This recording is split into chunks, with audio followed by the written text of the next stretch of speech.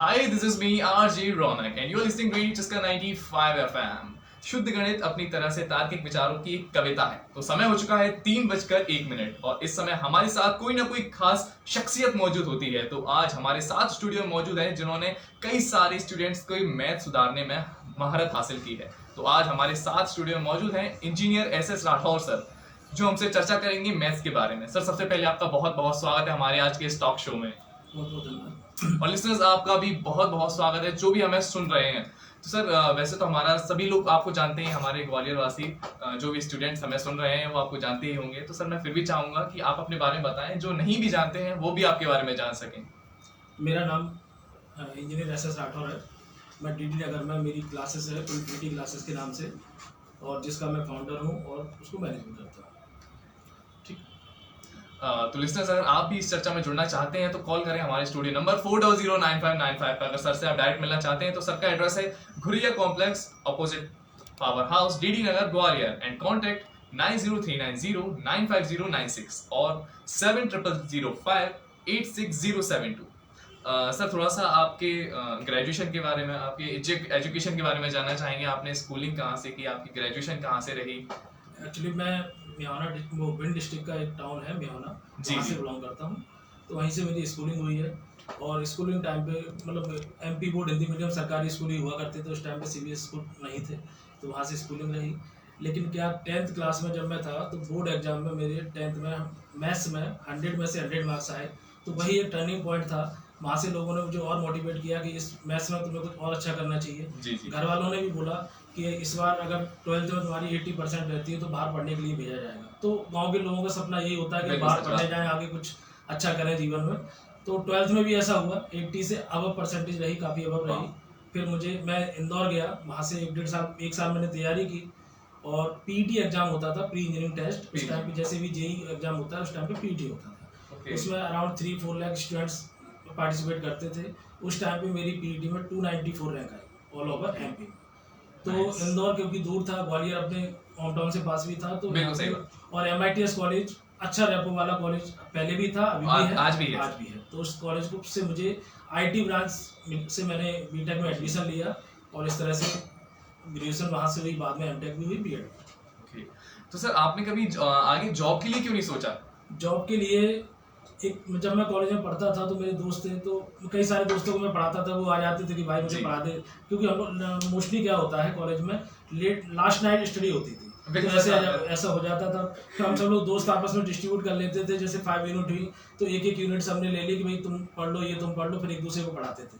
तो मैं ठीक ठाक पढ़ाता था, ऐसा मुझे मेरे दोस्त बोलते थे। तो इस लाइन में मैंने सोचा कुछ अच्छा किया जाए, तो मैंने अपनी कोचिंग शुरू की। जब मैं कॉलेज में था, होम ट्यूशन भी एक जगह पढ़ाने जाता था, कोचिंग भी शुरू की। और इसके साथ साथ ऐसा चलता रहा। फिर उस टाइम पे कॉलेज में कंपनीज भी नहीं आई, थोड़ा रिसेशन बीच में आया था IT फील्ड में, कंपनी नहीं आई, यहाँ मेरी कोचिंग चल रही थी, और फिर इस तरह से आगे चलता रहा। बहुत अच्छी बात है सर। आपने उसके लिए फिर मेरा एक दोस्त था, तो हम लोग तो उस एज में एक कन्फ्यूजन तो रहती है कि क्या करें, है ना। कि ये जैसे किसी से भी बोलो कि हम क्या करते हैं, कोचिंग पढ़ाते हैं, तो वो सोचते हैं कोचिंग क्या, कोचिंग ट्यूशन, मतलब इस तरह से उसको समझते हैं। हाँ, इमेजिनेशन वही रहती है कि भाई ये क्या है, कोचिंग पढ़ाते होंगे, कुछ नहीं है। तो कई लोगों ने मुझसे कहा कि जॉब क्यों नहीं कर रहे हो, जॉब के लिए ट्राई करो ये। तो मेरे मन में भी बहुत होता था, क्योंकि कोचिंग इस तरह से नहीं था, बहुत ज़्यादा चलती है उस टाइम पे। नॉर्मली ठीक थी, इतना था कि उसको छोड़ के जाना भी थोड़ा सोचने में लगता था कि छोड़ के जाएंगे तो इतनी अर्निंग अभी हो रही है, वो भी नहीं हो पाएगी। तो मेरा एक दोस्त था, तो हम लोग क्या है, साईं बाबा मंदिर गए, साईं बाबा को मैं बहुत मानता हूँ। तो साईं बाबा मंदिर गए, 2 पर्ची लिखी मैंने, एक पे लिखा मैंने कोचिंग और एक पे आगे जॉब के बारे में, इस तरह से लिखा। तो मैं उसको लेके गया, तो उसने वो पर्ची उठाई, कोचिंग निकली। 1-2 जगह और गए, तो भगवान ने जो किया वो कोचिंग वाला कोचिंग वाला। क्योंकि मैं ऐसा मानता हूँ कि हमारे मन का हो अच्छी बात है, बिल्कुल सच बात, और मन का ना हो तो और अच्छी बात है, क्योंकि तब जो होता है वो ईश्वर के मन का होता है, वो सबसे अच्छा। ये बहुत अच्छी लाइन लगी मुझे सर आपकी सीरियसली। लेकिन सर, आपने जो बात बोली ना अभी कि जो ग्रेजुएशन वाला समय होता है, 3rd या 4th ईयर वाला, उस समय हमेशा कोई ना कोई स्टूडेंट्स मतलब मोस्टली रहते हैं कि कंफ्यूज रहते हैं कि प्लेसमेंट नहीं आ रहा है, आगे क्या करना है, कि आगे और क्या करना है, जॉब नहीं मिली तो डिग्री करने के बाद भी। तो बिल्कुल सही बात है। हमारे साथ के भी बहुत सारे मतलब मेरे जो दोस्त थे, उसके बाद वो कई सालों तक तैयारी करते रहे, तो उसके बाद किसी को जॉब मिली, कई ऐसे भी हैं जिनको अभी भी नहीं मिली। तो वो तो ये है कि हमें अब थोड़ा समय चेंज हो गया है, हमें ये 9, 10 और 11, 12 के लेवल से अपने अंदर स्किल डेवलप करनी पड़ेगी।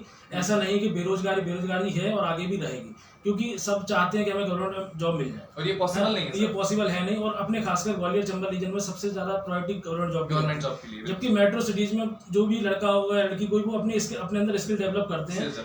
अब तो आगे आने वाला जो समय है AI और चैट GPT, इससे तो ये मान लो कि और जॉब्स खतरे में पड़ने वाली है, क्योंकि सब काम इन्हीं से हो जाएंगे, फिर ह्यूमन को कोई क्यों नहीं पूछेगा। बिल्कुल सही बात है। तो अब हमें अपने अंदर कुछ स्किल डेवलप करनी पड़ेंगी, हमें कुछ चीज़ें सीखनी पड़ेंगी, हमें मेहनत करने की पड़ेगी अपने, और केवल गवर्नमेंट जॉब के भरोसे में रहते हुए आगे कुछ हमें इस फील्ड में, मतलब कंप्यूटर टेक्नोलॉजी के फील्ड में कुछ करना पड़ेगा। अब सर थोड़ा सा आपने ये गवर्नमेंट जॉब के लिए कहा है, तो सर मैं इस बारे में थोड़ा सा बोलना चाहूँगा कि जो स्टूडेंट्स हैं अपनी ग्रेजुएशन के बाद लगे हुए हैं 2-2, 3-3 साल जॉब गवर्नमेंट जॉब के लिए, तो उनसे आप क्या कहना चाहेंगे? देखो, लगे हुए हैं 1-2 साल ट्राई करना चाहिए, लेकिन ऐसा नहीं कि पूरी हम अपनी जवानी उसी में निकाल दें। ऐसी भी मैंने अभी मेरा जानने वाले हैं कुछ 30 मैं माफी चाहूँगा आपके आंसर बीच में रोकने के लिए, हमारे किसी लिस्टर का कॉल है। हेलो हेलो, रेडियो चस्का में कॉल करने के लिए आपका बहुत बहुत धन्यवाद। आपका शुभ नाम बताएं। मेरा अरुण कुमार जी, अरुण कुमार। ओके अरुण जी, आप सर से आप अपना क्वेश्चन पूछ सकते हैं। जी, सर से मुझे एक जानकारी चाहिए थी कि मेरा बेटा है 12th में। जी सर जी। तो वो ऐसे में AIEEE की तैयारी करने जा रहा था। किसकी? मेंस की, AIEEE का। जी हाँ जी, अब उसका AIEEE की जगह जेई नाम रख दिया। जेई मान लीजिए, पुराने हम लोग बहुत पुराने हैं। हाँ, जी, तो वहाँ पर क्या है फैकल्टी, क्या वहाँ पर भेजेंगे PCM दोनों ही? बिल्कुल, हमारे यहाँ PCM तीनों सब्जेक्ट मिल जाएंगे, है ना। तीनों सब्जेक्ट की बिल्कुल प्रॉपर तैयारी कराई जाती है विद एकेडमिक। अभी 11th कौन सी क्लास में? 11th में 12th कर लिया उसने, अब ड्रॉप लेना चाह रहा है। बिल्कुल भेजिए, बिल्कुल। तो अभी क्या बैचेस स्टार्ट हो गए क्या? हाँ, बैचेस रनिंग में हैं, बैचेस चल रहे हैं। 11th 12th के साथ वाले भी चल रहे हैं, ड्रॉपर्स के लिए भी चल रहे हैं। जी, ठीक है, ठीक। तो इंक्वायरी वहाँ कर लेगा जाके आप? बिल्कुल, ठीक है। Thank you for calling us. अच्छा प्लीज सर, आप अपना आंसर कंटिन्यू रखें। आप बता रहे थे गवर्नमेंट जॉब के बारे में, जो लोग तैयारी कर रहे हैं। तो जो तैयारी कर रहे हैं, एक तो क्या अभी ये सोशल मीडिया का ट्रेंड चल रहा है, शॉर्ट्स का, रील्स का, तो बच्चे इनको देख के बहुत बड़े मोटिवेट हो रहे हैं कि हमें IAS बनना है, केवल रील देख के। वो एकदम से इंस्टेंट, जैसे अब सब इंस्टेंट का टाइम चल रहा है कि इंस्टेंट 2 मिनट में मैगी मिल रही है, ऐसे रात भर हम तैयारी करें, रात भर में सुबह IAS बनना है, ऐसा पॉसिबल नहीं है। उसके लिए हमें लगना पड़ेगा, और ये रील्स और शॉर्ट्स देखने का तो हमारे पास टाइम ही नहीं मिलेगा अगर रियल में हम IAS की तैयारी कर रहे हैं। तो इसी तरह अगर हम 2-3 साल करते हैं, 2 साल करते हैं, तो हमें पता लग जाता है कि होना है या नहीं होना है। तो अपना जिस फील्ड में अच्छा कर सकते हैं उसको ट्राई करना चाहिए, क्योंकि अब उतना जीवन नहीं है। पहले था 80 ईयर्स, अब तो एवरेज एज 60 ईयर्स के अराउंड रह गई। अगर उसमें हम 30-40 ईयर्स अपने इसी में निकाल देंगे तो फिर आगे कैसे काम? बिल्कुल सर। तो एक्चुअली सर, कोई गवर्नमेंट जॉब की तैयारी करता है तो आपके ख्याल से उसे सिर्फ 2 से 3 साल तक ही तैयारी करना चाहिए? अराउंड 30 ईयर्स बस। ओके, तो सर आप अब थोड़ा सा आपके इंस्टीट्यूट के बारे में बात करना चाहेंगे। सर, आपने अपने इंस्टीट्यूट को किस तरह से ख्याल आया कि आपको एक इंस्टीट्यूट खोलना चाहिए? मैं जब 3rd ईयर में था तो मेरे दिमाग में ऐसा चल रहा था कि कुछ तो करना है साइड में, तो ये चलता रहा। फिर मैंने एक होम ट्यूशन शुरू किया, तो वहाँ पे भी अच्छा रिस्पांस आया उनका भी। तो इस तरह से मैंने सोचा कि कुछ अपना ही किया जाए। तो मैंने एक जगह, मैं जब 3rd ईयर में था कॉलेज में, तो DD नगर में एक जगह 2 आवर्स के लिए एक जगह रेंट से ली, वहाँ पे पढ़ाना क्या शुरू किया। पहले तो अपना दोस्तों से पैसे लेके थोड़ा एडवर्टाइजमेंट कराया। तो ऐसा तो है नहीं, मुझे कौन जानता था कि एकदम से बच्चे आए।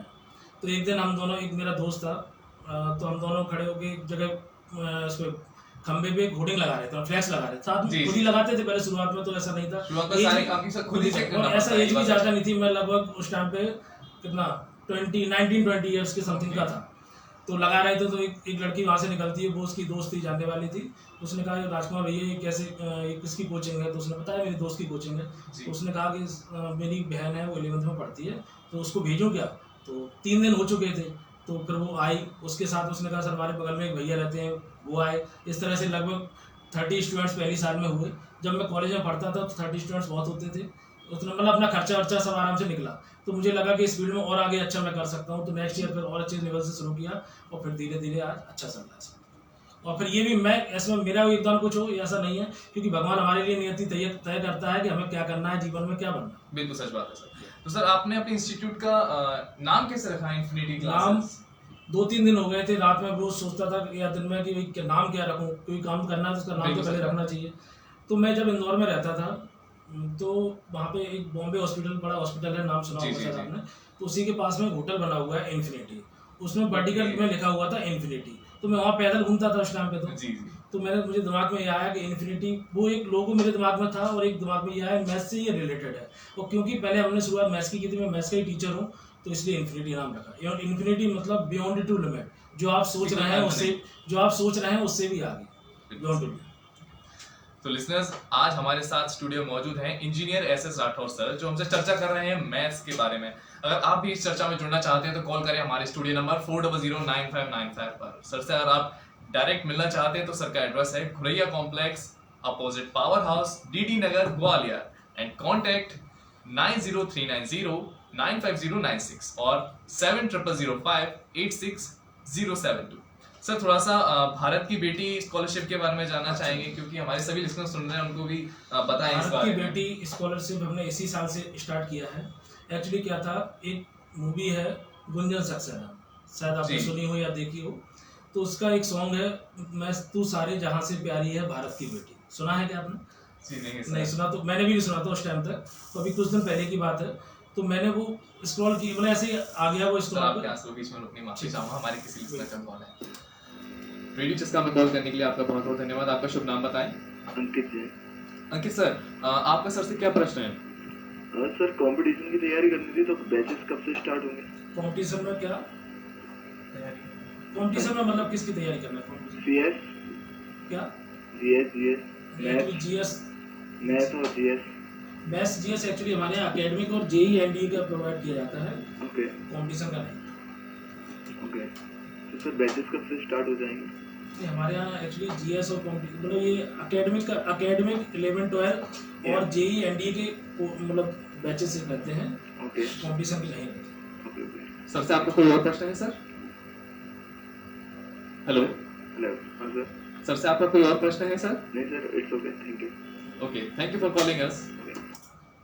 सर प्लीज आप अपना आंसर कंटिन्यू करें, जो भारत की बेटी की स्कॉलरशिप के बारे में बता रहे थे। तो यूट्यूब पे उस दिन मैंने एक सॉन्ग सुना, तो मुझे थोड़ा अच्छा लगा, तू सारे जहाँ से प्यारी है भारत की बेटी। ये आगे था, उसमें एक दो लाइन और भी थी, तू जीती रहे जीतती रहे, जी इस तरह से वो सॉन्ग था। तो मुझे बहुत अच्छा लगा, मैंने उसको 2-3 बार सुना। और बाई चांस मैं अगले दिन, मुझे उस दिन जयपुर जाना था, तो मैं गया, बाई रोड ड्राइव करते हुए जा रहा हूँ, वो चीज़ मेरे दिमाग में घूम रही थी कि मैं ऐसा क्या करूँ, मैं अपनी मतलब बहनें बेटियाँ या गर्ल्स के लिए क्या करूँ। तो मेरे दिमाग में आया कि कुछ ऐसा करते हैं कि चलो कुछ स्कॉलरशिप का रखते हैं। तो हमने गर्ल्स के लिए एक स्कॉलरशिप रखी है। कोई भी गर्ल्स स्टूडेंट हमारे यहाँ अगर एडमिशन लेती है तो उसकी मिनिमम 10% तो फीस कम होनी ही होनी है, है ना। उसके अलावा 10th की जो परसेंट है उस पर बेस्ड 100% तक हम डिस्काउंट दे देते हैं। मतलब जैसे कि हम आपसे बात कर रहे हैं, एनडीए की फीस हमने लगभग 40,000 रखी है। तो अगर कोई गर्ल्स स्टूडेंट आती है तो उसकी 10% कम, मतलब 36 तो हो गई। 36। अगर उसकी 70 to 80% है तो 15% कम, 80 to 90 है तो 20, 90 अबव है तो 50%। इस तरह से इसका बहुत लाभ मिला है। और इस बार हमारे यहाँ बहुत हमारी छोटी बहनें और पढ़ रही हैं, और अच्छा सर ये बहुत अच्छी एक बात है और था कि- इसके पीछे रीजन, 2 रीजन थे, एक मैं दूसरा भी शेयर करना चाहता हूँ। एक्चुअली मेरे 2 बेटे हैं, जी, एक जी। अभी हुआ है पिछली साल, 1 साल का हुआ है। ओके। तो मेरे दिमाग में था, मतलब एक दिमाग में क्या सब सोचते हैं, एक लड़का है तो एक लड़की भी होना चाहिए, लेकिन वो बिल्कुल। बेटा हुआ, ठीक है। तो अब मैंने सोचा कि मैं क्या कर सकता हूँ आगे। अब लड़कों के तो ठीक है, मैं लड़कियों के लिए क्या कर सकता हूँ। तो मैं इस तरह से हर साल अगर कुछ ना कुछ अपनी तरफ से करता रहूँगा, तो यही मेरे लिए सब। सर ये बहुत अच्छी बात है कि आप हमारे ग्वालियर की बेटियां बहनें, आप उनके बारे में सोच रहे हैं, बहुत अच्छी बात है एक तरीके से सर।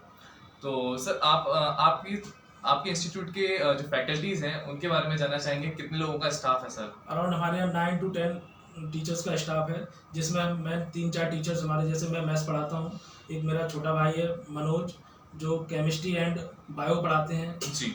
ह्यूमैनिटी जो हमने स्टार्ट किया है उसके लिए मनीषा एंड योगेश सर हैं। रिसेप्शन का काम हमारे अंजलि देखती है, और भी छोटे बच्चों के लिए भी टीचर्स रखे हुए हैं। अराउंड 9-10 टीचर्स हैं। ओके। तो सर क्लासेस किस तरह से लगती हैं, मतलब एनडीए की और जेईई की सारी किस तरह से? एनडीए का क्लासेस का डेली 4 आवर्स का रहता है, वो मॉर्निंग में रहता है। जी। बाकी 11 12 का अकेडमिक शाम को रहता है, जेई के उसको साथ में चलते हैं। मतलब जो जी। अकेडमिक के बैच हैं उसमें भी जेई लेवल का लेके पूरा चलते हैं, इस तरह से रहता है। 9 10th की क्लासेस भी रहती हैं। तो हमारे यहाँ लगभग 4 to 5 क्लासरूम्स बने हुए हैं, तो सब में पैरेलल क्लासेस चलती रहती हैं। ओके। तो सर वैसे ही आपके से एक बात दोबारा से पूछना चाहूंगा कि आपके इंस्टीट्यूट का आज वैसे पूरा नाम हो चुका है आपके कॉलेज में बहुत ज्यादा, तो आपका किस तरह से सर मुकाम रहा है इसको?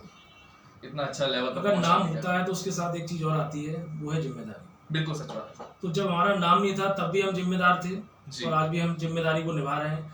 जैसे फैमिली डॉक्टर होता है तो जब घर फैमिली में कोई भी परेशान होता है तो फैमिली डॉक्टर के पास जाता है। बिल्कुल सच तो बात। ऐसी कई फैमिलीज आज हमसे जुड़ चुकी हैं, कई ऐसे लोगों का हम पे विश्वास हो चुका है कि जिनके घर में बच्चा है वो हमारे पास ही पढ़ने आ रहा है। ऐसे कई लोग हैं जो खुद पढ़े हैं, उनके भाई बहन पढ़ रहे हैं, उनके चाचा के बच्चे, उनके कजिन ऐसा पढ़ रहे हैं। हमें बहुत ज़्यादा एडवर्टाइजमेंट की जरूरत नहीं पड़ती है, लेकिन लोग बाग ऐसे आ रहे हैं क्योंकि उनको हमारे ऊपर विश्वास है। तो ये और ये भरोसा ही हाँ। बहुत ज्यादा जरूरी है एक तरीके और से। वो विश्वास मैं ऐसे बना के रखता हूँ। मैं एक एक बच्चा मेरे लिए बहुत इंपॉर्टेंट है। मैं सबसे अपनी टीम से भी यही कहता हूँ, एक एक बच्चा, अगर कोई पर्सन हमारे यहाँ बच्चा भेज रहा है तो उसका ये मान लो वो किसी जिम्मेदारी पे भेज रहा है, वो हमारे लिए एक जिम्मेदारी है। एक एक बच्चे को हमें देखना है, उस पर मेहनत करना है और उसमें सुधार करना है।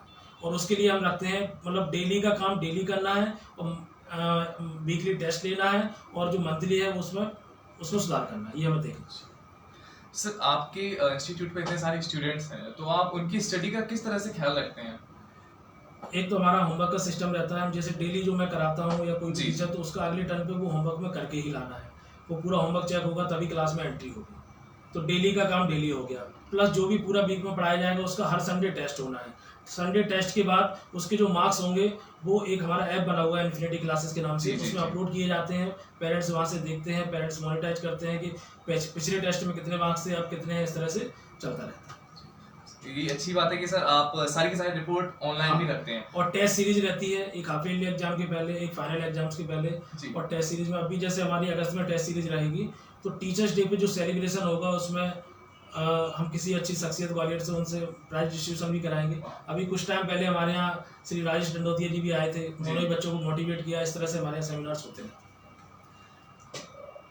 सर जैसे कि अभी आपने बताया कि आपकी ऑनलाइन क्लासेस भी हैं, तो सर आप जो बच्चे जैसे कि आज किसी ने स्टूडेंट आज मिस कर दी क्लास, तो वो उस क्लास को किस तरह से ये दोबारा ले सकता है? अभी ऑनलाइन केवल हम ये अपडेट देते हैं अटेंडेंस के बारे में। और Okay. ये हाँ, बाकी क्लासेस है वीडियोज वाले नहीं, मतलब ये इस पे हम काम कर रहे हैं और जल्द से ये शुरू हो जाए। ओके। मैथ्स अगर सर खुद से कोई स्टूडेंट अपने आप से उसका बेस स्ट्रॉन्ग करना चाहे तो वो हो सकता है, किस तरह से संभव है ये? मैथ्स की शुरुआत कहाँ से होती है?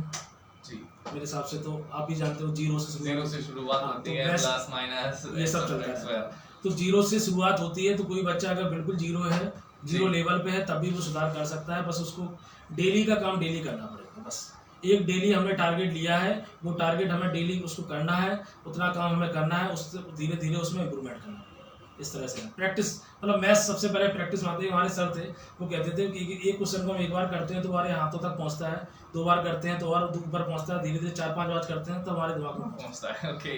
तो वो बात मुझे अभी भी याद रहती है, यही बात मैं अपने बच्चों से। तो लिसनर्स, आज हमारे साथ स्टूडियो में मौजूद हैं mister engineer S Rathore sir, जो हमसे चर्चा कर रहे हैं मैथ के बारे में। अगर आप भी इस चर्चा में जुड़ना चाहते हैं तो कॉल करें हमारे स्टूडियो नंबर 40095955 पर। अगर सर से आप डायरेक्ट मिलना चाहते हैं तो सर का एड्रेस है Khuraiya complex opposite power house, DD Nagar, Gwalior.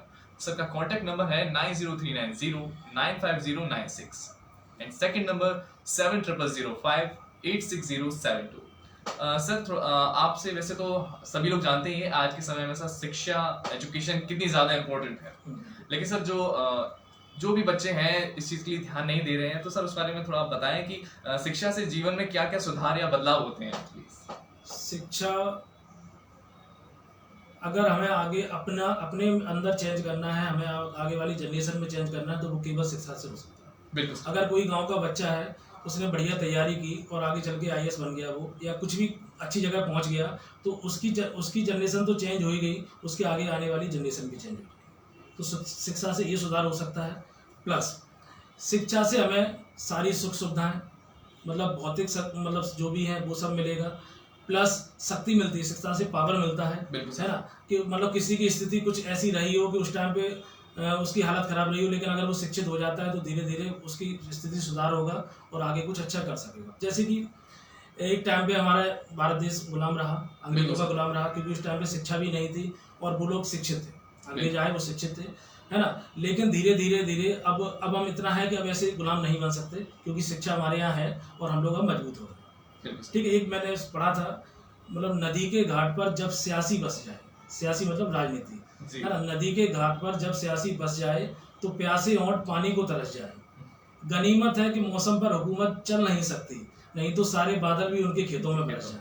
अगर शिक्षा ना होती तो आज हम जो कंडीशन थी उससे भी बुरी कंडीशन आज होती। आज हम शिक्षा की वजह से आगे बढ़ रहे हैं और आगे बढ़ते जाएंगे और आगे आने वाला भविष्य हमारे भारत का। बिल्कुल सच बात है, ये बहुत अच्छी बात है सर। और लोगों को ये चीज़ जाननी भी चाहिए कि आज के समय में एजुकेशन कितनी ज़्यादा ज़रूरी है। बिल्कुल।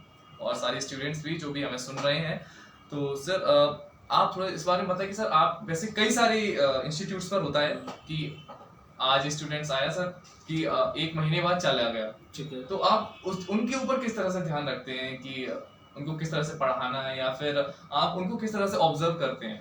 वैसे ऐसा हमारे यहाँ नहीं होता है। मैं आपको फ्रेंकली बताऊं, हमारे यहाँ सिस्टम रहता है, कोई बच्चा आता है जी, उसको 7 डेज का डेमो मिलता है, वो पढ़ता है, उसके बाद वो जा सकता है अगर जाना है तो। वैसे ऐसा भी बहुत कम होता है कि कोई चला जाए, एक बार पढ़ ले तो पढ़ना ही पढ़ना है उसको, और फिर 1 मंथ के बाद तो वो जा ही नहीं पाएगा। उसको यहाँ हमारे यहाँ का सिस्टम इतना अच्छा लगने लगता है। बस ये है कि कुछ बच्चे ऐसे होते हैं जिनको हमें खुद हटाना पड़ता है ना। तो मेन हमारे यहाँ है डिसिप्लिन, उसमें अगर रहेंगे तो बढ़िया अच्छे से हम मेहनत कर रहे हैं उनके ऊपर वो भी मेहनत करते हैं।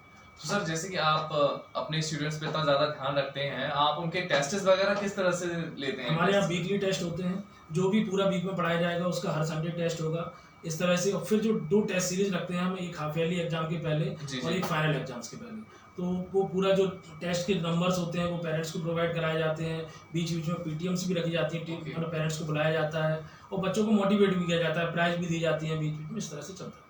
कभी कभी मैं क्लास में ऐसे क्वेश्चंस भी देता हूँ जैसे चॉकलेट क्वेश्चन बोलते हैं बच्चे उसको, कि वो करेगा तो उनको एक डेयरी मिल्क मिलेगी। इस तरह से बीच बीच में चलता रहता है। इससे एक चीज अच्छा है कि मोटिवेशन भी मिलता है और आदमी को जिज्ञासा होती है और भी ज्यादा पढ़ने की और खुद को जानने की। तो सर अब जैसे कि कई सारे एडमिशन सर बीच बीच में भी होती हैं ईयर के, तो सर आप उन स्टूडेंट्स पे किस तरह से ध्यान रखते हैं कि उनका स्टडी का किस तरह से मैनेज करना है और बाकी के स्टूडेंट्स के साथ उनको किस तरह से बराबर में लेकर आना है?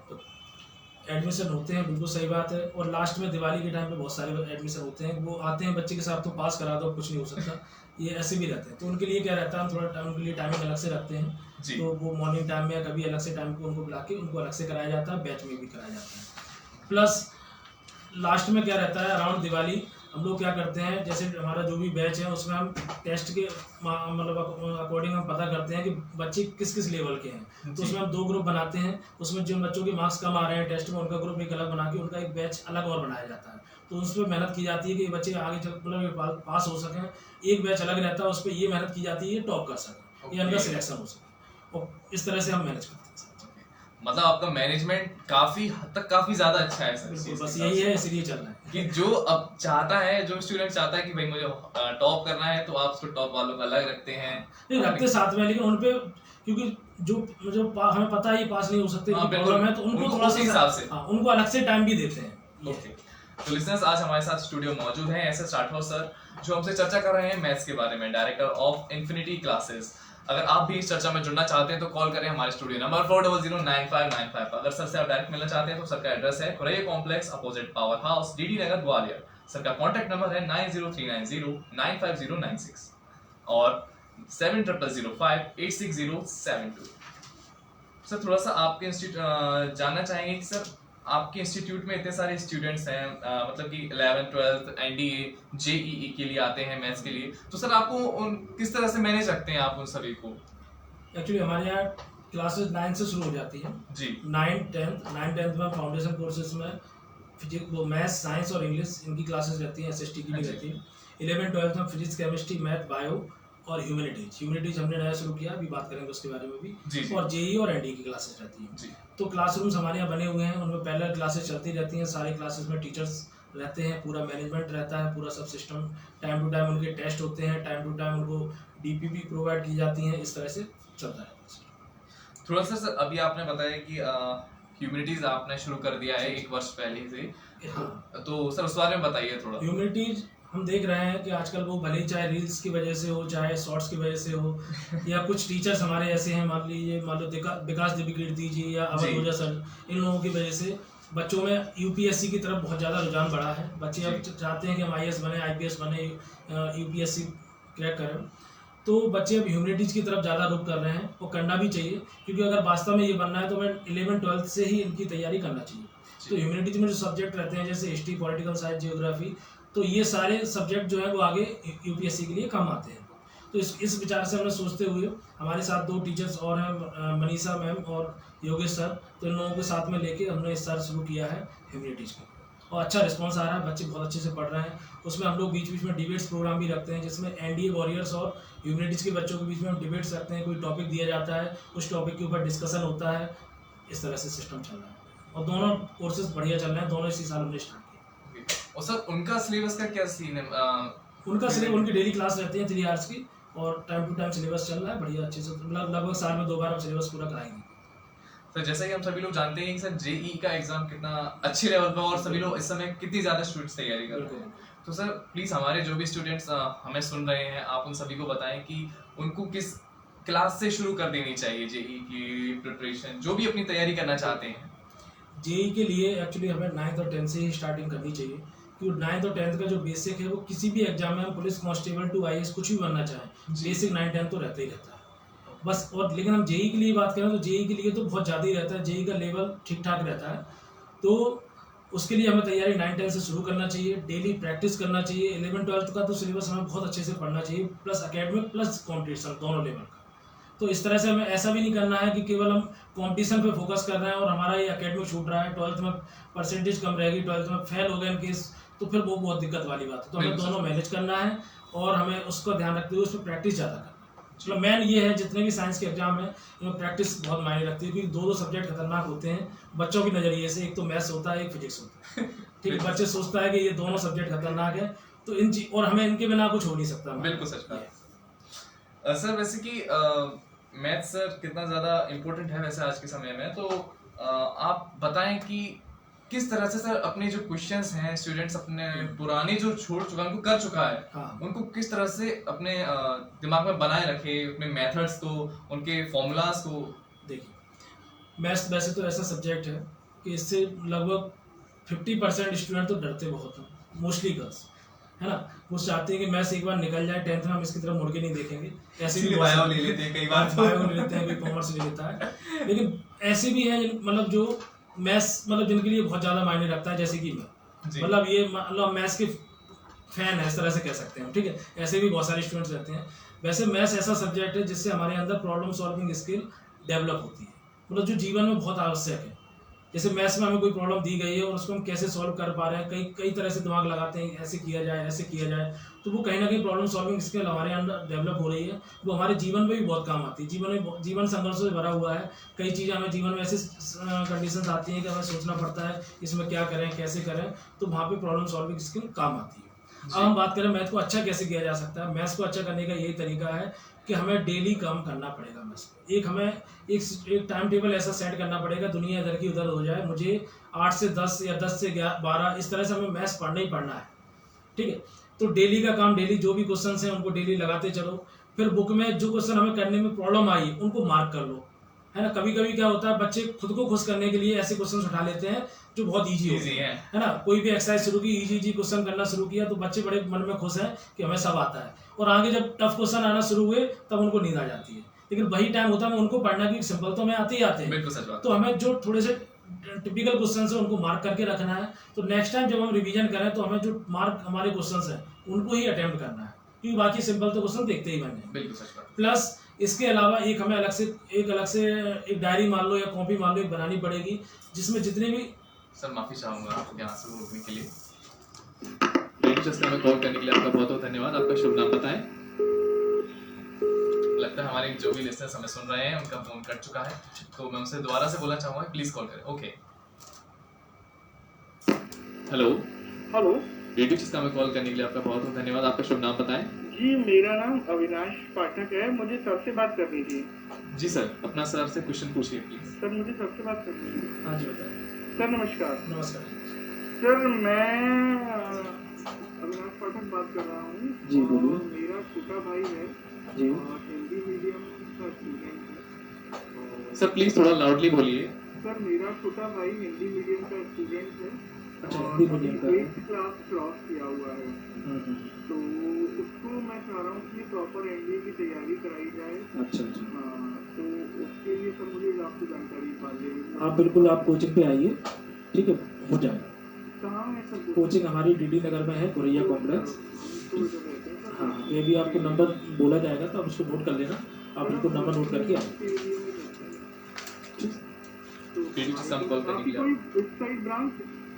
नहीं, ब्रांच अभी एक ही ब्रांच है, इन्फिनिटी क्लासेस डीडी नगर। एक बार आप मुझे नंबर बता दीजिए, मैं फ़ोन पर आपसे पूरी जानकारी ले लूँगा और मेरा उस साइड चक्कर लगेगा तो मैं अपने भाई को लेके भी आ जाऊँगा।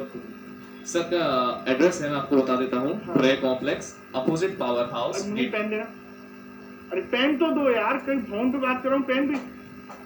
हाँ, क्या बताया सर? लिखिए sir, Guraiya complex, Guraiya complex, opposite power house, DD Nagar, Gwalior. Opposite power house, DD Nagar, Gwalior. एक बार नंबर बता पाएंगे क्या सर? जी सर, बिल्कुल।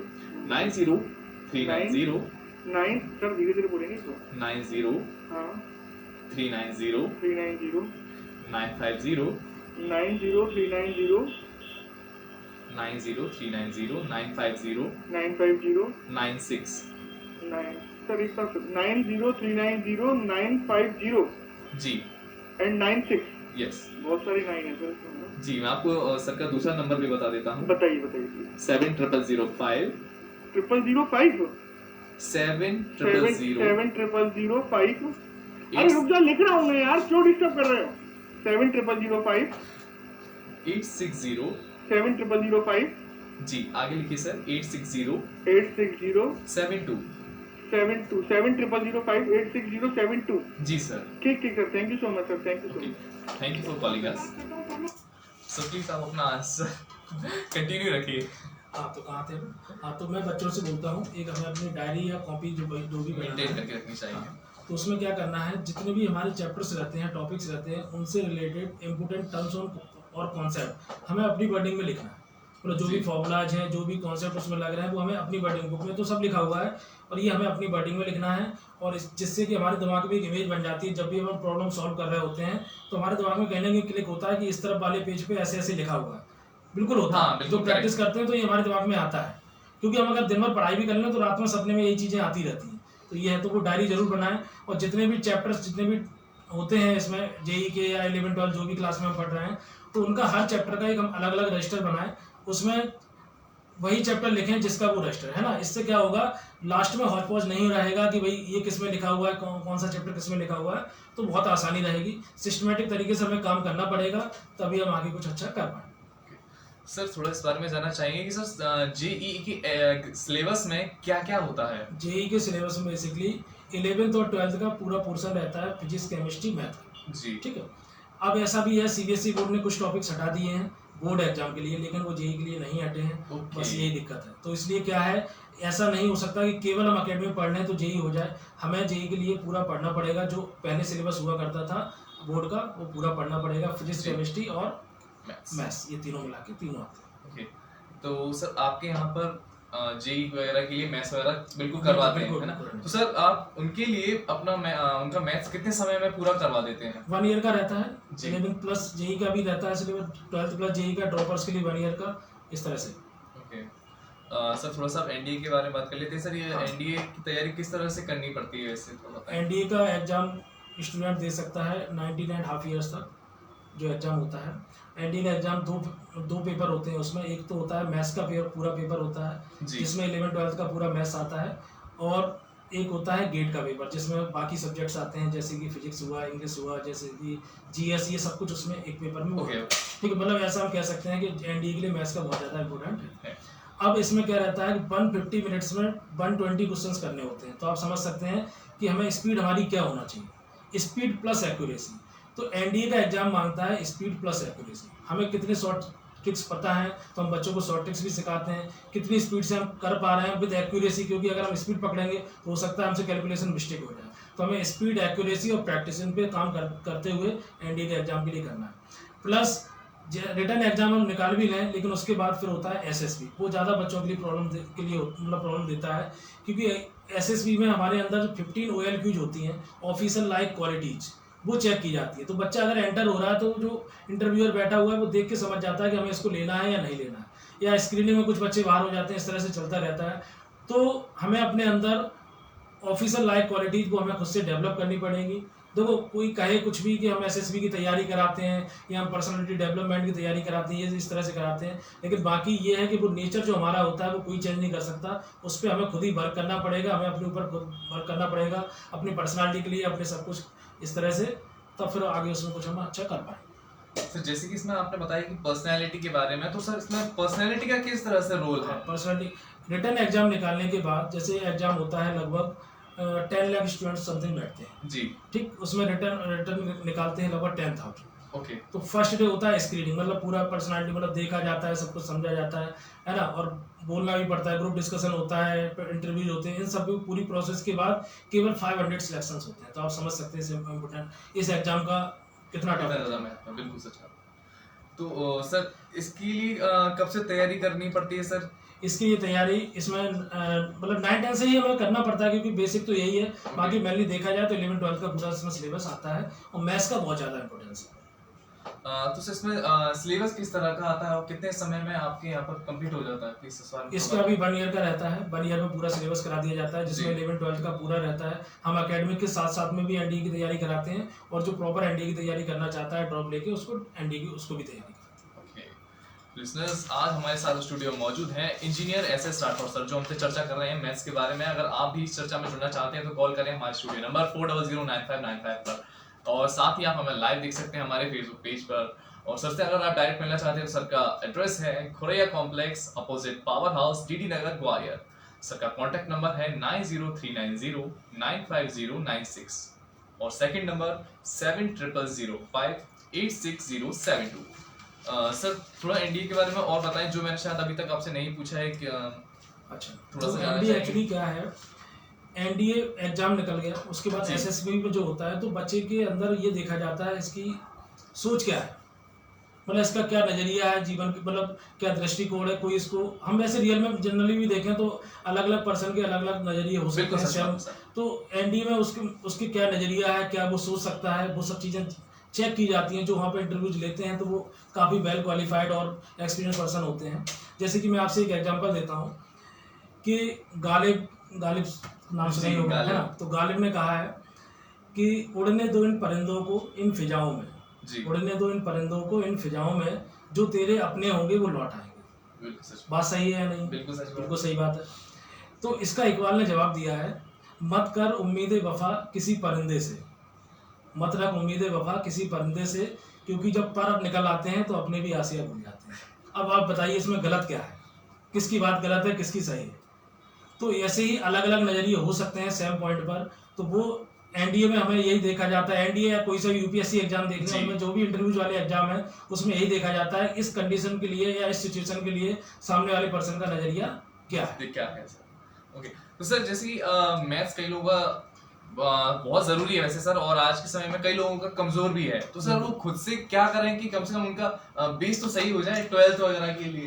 बिल्कुल यही है, प्रैक्टिस। मैंने बताया, वो पहले ही बताया था, फिर बता रहा हूँ। मतलब मेन है मैथ्स में प्रैक्टिस, हमें प्रैक्टिस करनी पड़ेगी। प्रैक्टिस के बिना उसमें कुछ भी नहीं हो सकता है। और अपने लेवल के अकॉर्डिंग धीरे धीरे, जैसे मान लो पहले बेसिक लेवल से, फिर और थोड़ा लेवल बढ़ा के, और साथ में कोई टीचर तो चाहिए। बिना टीचर के कोई कुछ भी कह ले कि भाई ऑनलाइन से ये सब कुछ हो सकता है, कि केवल ऑनलाइन से हो सकता है, नहीं हो सकता है। जब तक चौक और डस्टर ना हो तब तक टीचर और स्टूडेंट का वो मेल हो ही नहीं नहीं हो पाएगा। सकता, और जब बिल्कुल मेल सच नहीं बात। हो पाएगा टीचर स्टूडेंट का, तो बच्चा फिर सीखना इतना पॉसिबल नहीं।